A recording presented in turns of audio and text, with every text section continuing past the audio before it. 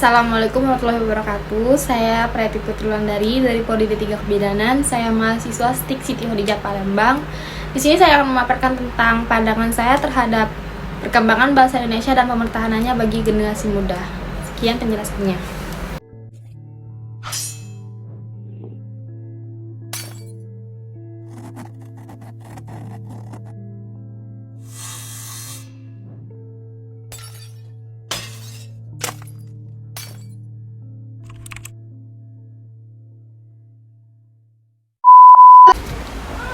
Sebelum saya menjelaskan tentang pendapat saya terhadap perkembangan bahasa Indonesia dan pemertahanannya bagi generasi muda, saya akan menjelaskan tentang sejarah Indonesia, yaitu apa sih bahasa Indonesia itu?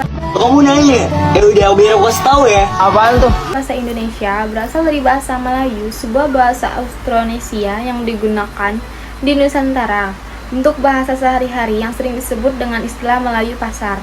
Melayu Tinggi adalah bentuk yang lebih resmi dari Melayu Pasar.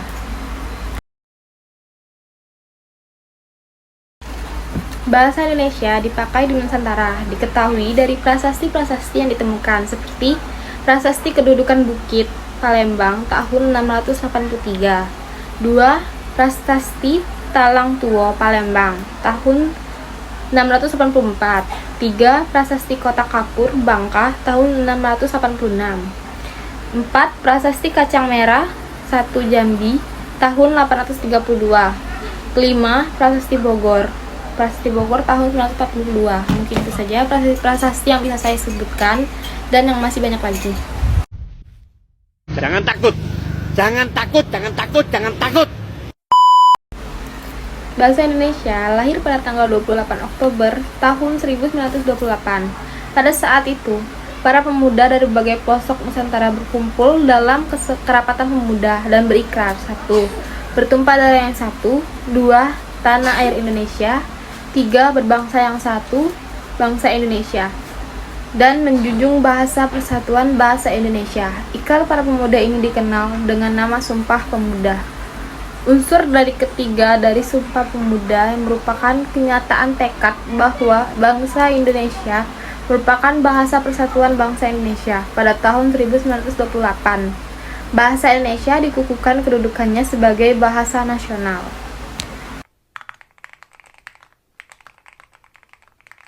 Baiklah, saya di sini akan menjelaskan tentang pandangan saya terhadap bahasa Indonesia zaman sekarang. Seperti yang kita ketahui, banyak sekali bahasa daerah yang digunakan sebagai bahasa Indonesia komunikasi. Setiap daerah itu berbeda-beda.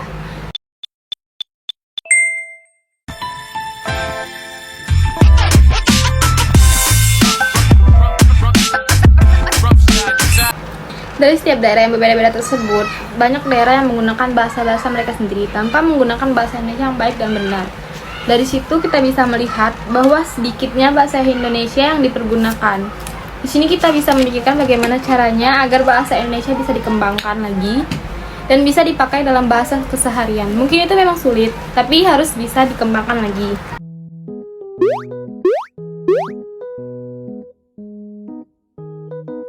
Hal itu bisa kita lakukan dimulai dari diri kita sendiri, bagaimana cara kita berkomunikasi dengan orang, teman kita sendiri, atau bahkan orang tua kita sendiri. Mungkin kalau kita pakai bahasa Indonesia itu sendiri akan terasa canggung dan berasa tidak seperti etis digunakan gitu.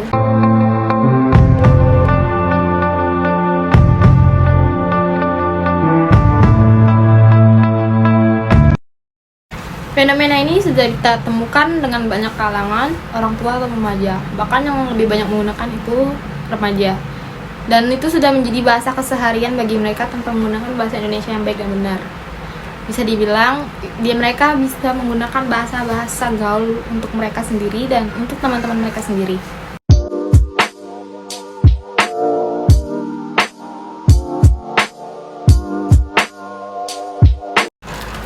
Oleh karena itu, agar perkembangan bahasa Indonesia sehat, sudah selayaknya bagi kita yang sadar agar selalu berpedoman pada kaidah-kaidah yang berlaku, sekedar mempengaruhi inferensi, dan sudah selayaknya orang yang mempunyai pengaruh, orang yang ternama, orang yang mempunyai pamor memberikan bantuan berupa contoh dan teladan dalam menggunakan bahasa Indonesia yang baik dan benar.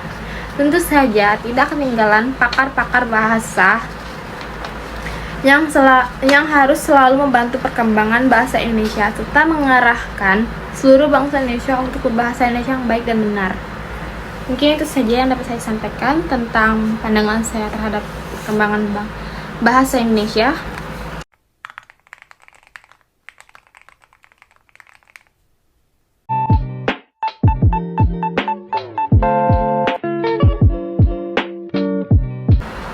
Penggunaan bahasa Indonesia sudah mulai tergeser oleh bahasa asing dan lama-kelamaan akan berdampak buruk bagi kalangan generasi milenial.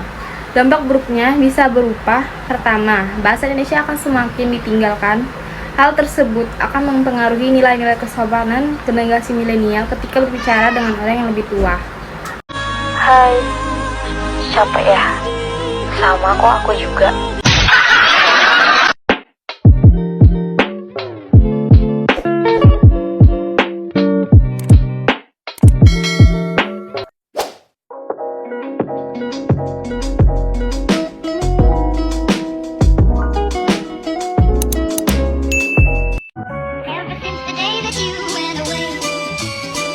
Kedua, merusak citra bahasa Indonesia sebagai bahasa nasional. Padahal mengatakan bahwa bahasa Indonesia dalam kedudukannya sebagai bahasa nasional berfungsi sebagai lambang kebanggaan, kebangsaan, lambang identitas nasional. 3 days later. 15 minutes later. Thousands of tears later. Several months later. 2 very boring minutes later. Approximately 10 hours later. The following day. 2 weeks later. 5 minutes later. A lot of boring math later. Saya menjelaskan bahwa bahasa-bahasa yang hidup dan berkembang dalam masyarakat merupakan bahasa yang harus kita jaga dan lestarikan, karena bahasa merupakan budaya dan aset bangsa. Bahasa Indonesia adalah bahasa persatuan, dan bahasa Indonesia juga digunakan sebagai sarana penyebaran dan pengembangan ilmu pengetahuan dan teknologi.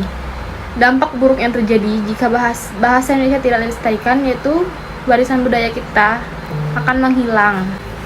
Mungkin itu saja pemaparan materi dari saya tentang pandangan saya terhadap bahasa Indonesia dan perkembangannya bagi generasi milenial. Saya ucapkan terima kasih. Jika ada salah-salah kata, saya mohon maaf. Wabillahi taufiq wal hidayah. Wassalamualaikum warahmatullahi wabarakatuh.